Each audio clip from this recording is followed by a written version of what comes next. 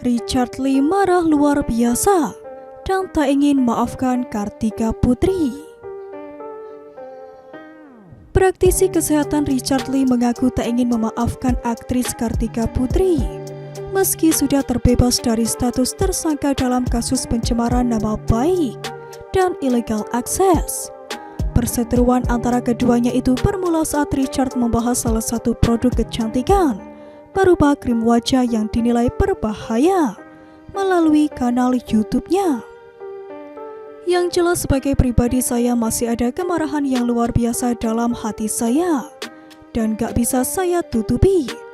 Kalau ngomong saya maafin saya belum bisa sampai detik ini dan saya tidak akan memanfaatkan orang tersebut, kata Richard Lee dalam konferensi pers dikutip pada Jumat 18 November 2022 lalu.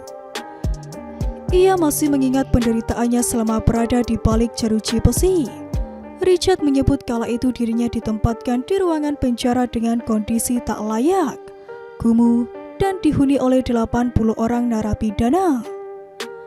Kalau kalian tidur itu tidur semuanya nggak bisa tidur, jadi pasti ada yang duduk ada yang berdiri. Kalian kebayang gak sih jadi saya?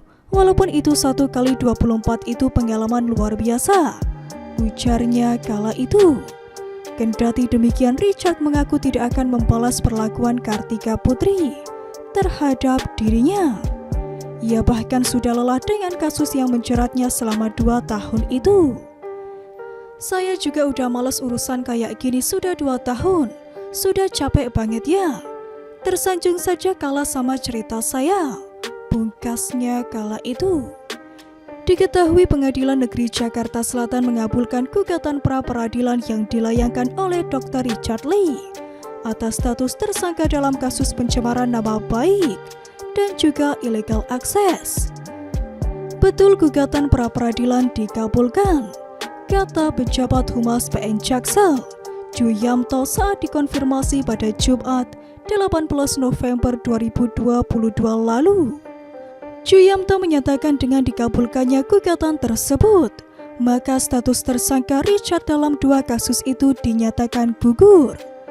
Ya tentu status tersangkanya gugur, ucap Ju Yamto lagi. Diketahui Richard Lee dilaporkan terkait dengan video review produk kecantikan Helwa.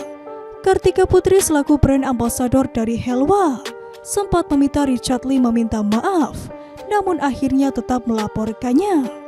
Hingga akhirnya penyidik di Treskrim Sus Polda Metro Jaya menetapkan Richard sebagai tersangka pencemaran nama baik serta akses ilegal dan penghilangan barang bukti.